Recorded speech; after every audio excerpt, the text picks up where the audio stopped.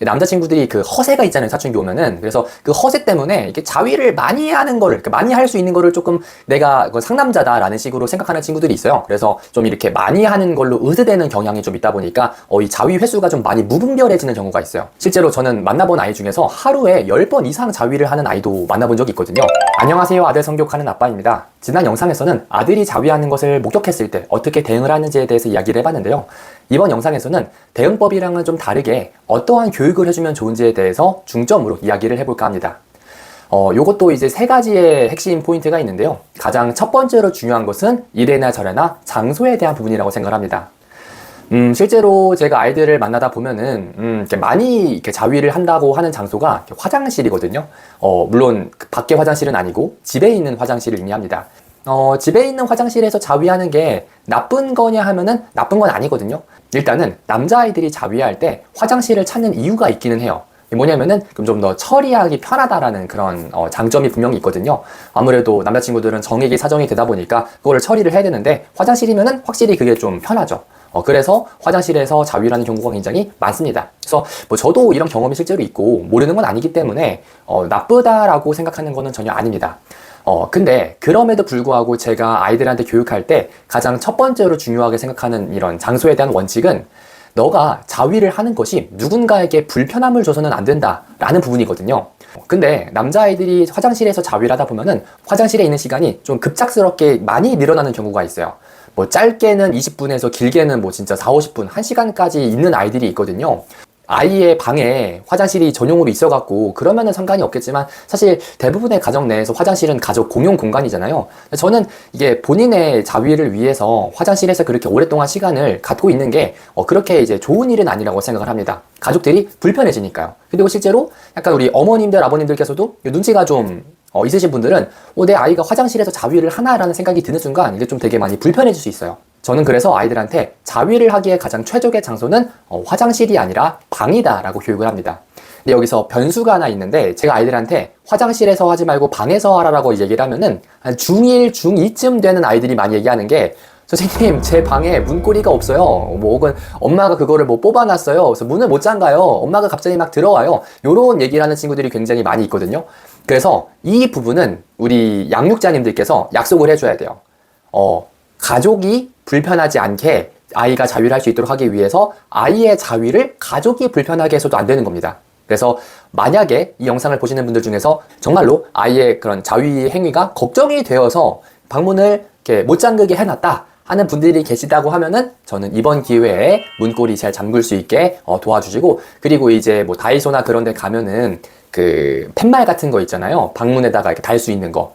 나 뭐 개인적인 시간 보내고 있어 이런 거. 뭐 이런 거를 이제 달아주는 것도 저는 하나의 방법이라고 생각을 합니다. 그래서 아이들이 자위할 때 본인만의 공간에서 편안하게 할 수 있는 환경을 만들어줄 수 있도록 좀 도와주시면 좋을 것 같고요. 자, 그래서 이렇게 자위 장소에 대해서 정리가 되었으면은 두 번째로 아이한테 교육을 해줘야 되는 것은 바로 자위하는 방법입니다. 뭐 아이들이 알아서 하는데 뭘 굳이 그걸 알려주냐라고 생각하실 수가 있는데, 뭐 실제로 저희가 상담을 하다 보면은 구체적인 자위 방법을 모른다, 그래서 알려달라고 하는 아이들이 꽤나 있기도 하고요. 그리고 가장 핵심적인 부분은 잘못된 자위법을 하는 아이들이 있어서 그런 거예요. 혹시 우리 양육자님들께서는 압박 자위에 대해서 들어본 적 있으신가요? 압박 자위라는 건 말 그대로 압박하는 방식의 자위를 의미합니다. 남자친구들 같은 경우에는 보통 엎드려서 바닥에서 이렇게 비비는 식으로 자위를 하는 경우가 있는데, 요게 이제 어렸을 때 뭔가 좀 잘못된 습관으로 인해서 고착화가 되는 경우에 요게 성기를 몸으로 누르는 거다 보니까 손으로 자극을 하는 것보다 더 자극이 세서 여기에 한번 이제 빠져든 아이들이 손으로 하는 자위로 잘 돌아오기 힘들어 하는 경우가 좀 있거든요. 손으로 하는 자위를 다시 하기 좀 어려워하는 경우가 좀 있습니다. 그래서 저는 그런 방식이 고착화되기 전에 먼저 아이들한테 명확하게 손으로 하는 자위법을 알려주는 게 필요하다라고 생각을 하고요. 그리고 손으로 할 때도 강조해야 되는 것은 너무 세게 만지지 말아라. 실제로 아이들이 성교육을 막 이렇게 학교에서 디테일하게 받지 않다 보니까 성폭력 예방 교육만 주로 많이 받거든요. 그래서 음경 안쪽에 뼈가 없다라는 거를 모르는 친구들이 꽤나 많이 있습니다. 근데 우리 손에는 뼈가 있잖아요. 그래서 엄연히 남자친구들이 하는 자위 행위는 뼈가 있는 기관으로 뼈가 없는 곳을 자극을 하는 거기 때문에 너무 과도한 자극을 주게 되면은 요게 이제 다칠 우려가 있죠. 실제로 뭐 방금 말씀드린 뭐 압박 자위, 체중으로 누르면서 하는 자위라든가 너무 과하게 잡는 경우에는 그 음경에 있는 기관들이 손상되면서 음경이 휘는 음경만곡증의 원인이 될 수 있거든요. 이게 실제로 많이 휘는 경우에는 정말 표현을 하자면은 바나나처럼 완전히 휘어버리는 경우도 분명히 존재하기 때문에, 그래서 이런 부분을 예방하기 위해서 구체적으로 손을 이용해서 위아래로 흔들면서 자위하는 법을 아이들한테 명확하게 알려주는 게 필요하다라고 저는 생각을 합니다. 그리고 이 부분은 조금 투머치한 내용일 수 있겠는데, 필수적인 부분은 아니지만 얘기를 할 수 있는 분들 중에서 조금 더 열린 마음으로 교육이 가능하다고 하시는 분들은 요때 마르는 손으로 하기보다는 약간 로션 같은 제품을 활용해서 하는 것도 너의 성기 건강에 도움이 된다라고 알려주시면 좋을 것 같아요. 네, 뭐 요거는 말씀드린 대로 약간 TMI가 될 수 있는 부분이라서 하실 수 있는 분들은 해주시고, 할 수 없겠다 하시는 분들은 안 하고 넘어가셔도 괜찮습니다. 근데 다시 말씀드리지만 손을 이용해서 부드럽게 자극을 해야 된다는 부분은 교육을 잘 해주시면 좋을 것 같고요. 자, 그리고 이제 마지막 세 번째는 무엇이냐면 바로 횟수 조절입니다.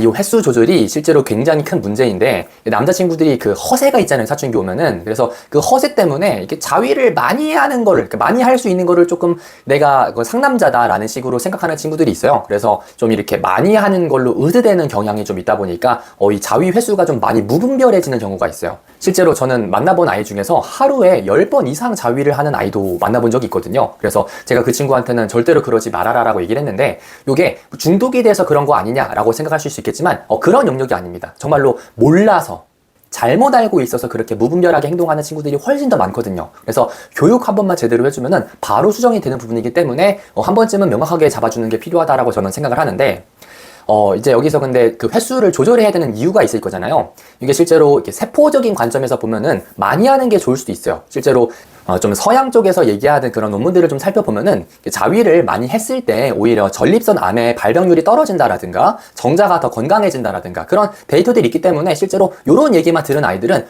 그러면은 자위를 많이 해도 좋겠네 라고 생각하면서 정말 많이 하거든요. 근데 이거는 딱 그 세포적인 관점으로만 봐서 그런 거고, 뇌적인 부분을 좀 연결해서 접근을 하면은 얘기가 완전히 달라지게 되거든요. 이제 우리가 자위를 하게 되면은 남자든 여자든 결국에 기분이 좋아지잖아요. 도파민이 나와서 그렇죠. 근데 이 도파민이 나오면서 결국에는 교감신경이라는 곳이 항진되게 됩니다. 그리고 그 교감신경이 점점 이제 항진이 되다가 마지막에 우리가 말하는 클라이막스에 딱 도달을 하게 되면은 순간적으로 과부하 상태가 돼요. 좀 비유를 해보자면은 배터리가 방전되는 상태가 된다라고 보시면 됩니다. 그래서 순간적으로 어떻게 되죠? 컨디션이 뚝 떨어지죠.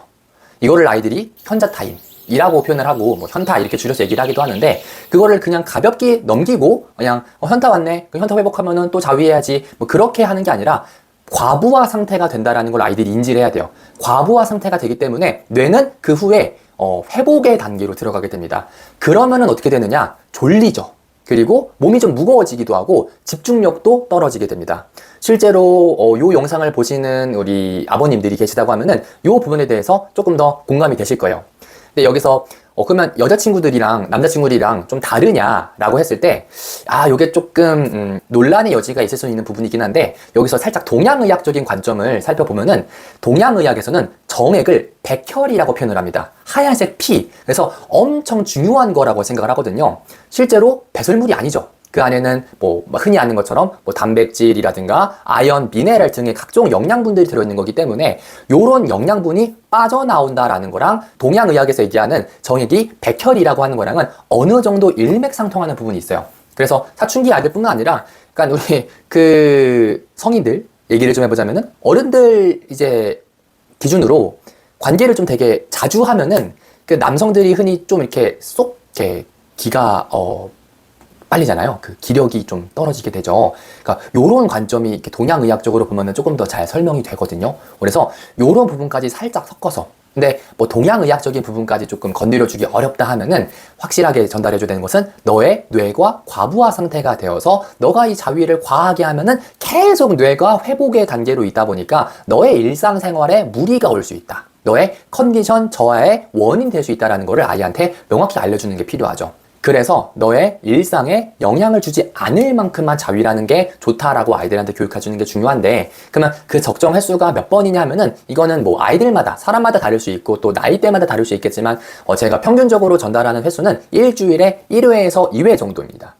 뭐 여기서 아이들이 젊다 보니까 좀 오차범위를 둬도 괜찮아요. 저는 한 3번 정도? 정말 많아야 뭐 한 4번 정도, 뭐 이틀에 한 번씩, 그 정도까지는 괜찮다고 생각을 하는데, 하루에 한 번씩 한다라고 하는 친구들은 조금 오버하는 거기 때문에 그 정도 선까지는 가지 않도록 좀 미리미리 교육을 해주면 좋을 것 같습니다. 그래서 전달해야 될 거 3가지 요약을 해보자면은 첫 번째, 장소, 방에서 해야 된다라는 거. 두 번째, 너무 세게 하면 안 된다. 그리고 비비면 안 된다라는 그런 방법에 대한 얘기. 그리고 너무 과하게 하면은 일상생활에 방해가 될 수 있다는 것을 교육해주면서 횟수 조절에 대한 이 3가지를 알려주는 게 필요하다라고 정리해 볼 수 있겠습니다. 근데 이제 중요한 것은 이 영상을 아이들이 보지 않잖아요. 우리 양육자님들이 보시죠, 그쵸? 엄마 아빠들이 보잖아요. 문제는 이제 그거죠. 그래서 이걸 어떻게 알려주지? 그게 문제예요. 이게 아이들한테, 그러니까 아이들을 위한 교육이기 때문에 아이들한테 전달이 되어야지 좋은데, 전달이 안 되면은 사실은 그냥 부모 지식만 올라가고 의미가 없잖아요. 그래서 어떻게 이거를 아이한테 전달을 할까를 좀 생각을 해봤는데, 사실 가장 좋은 거는 부모가 직접 교육을 해주는 거기는 해요. 근데 이게 전문가도 아니고 어렸을 때부터 이런 성에 대한 얘기를 꾸준하게 해와서 빌드업이 되어 있지 않은 가정에서 갑자기 사춘기 아이한테 자유 얘기를 꺼낸다?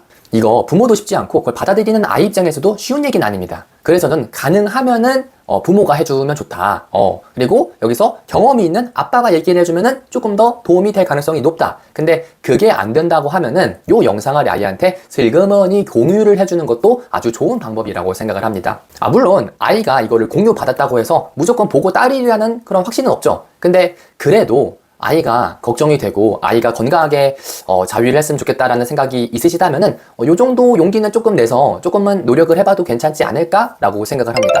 저는 실제로 교육 현장에서 아이들을 만나다 보니까 아이들이 자위하는 습관을 너무 잘못 드는 경우가 있어갖고 좀 걱정이 되는 경우가 많아서 이런 부분을 제가 모든 아이들을 다 만날 수 없는 거다 보니까 가장 아이들에 가까이 있는 우리 양육자님들이 직접 교육을 해주면 좋을 것 같아서 이렇게 영상을 찍어봤고요.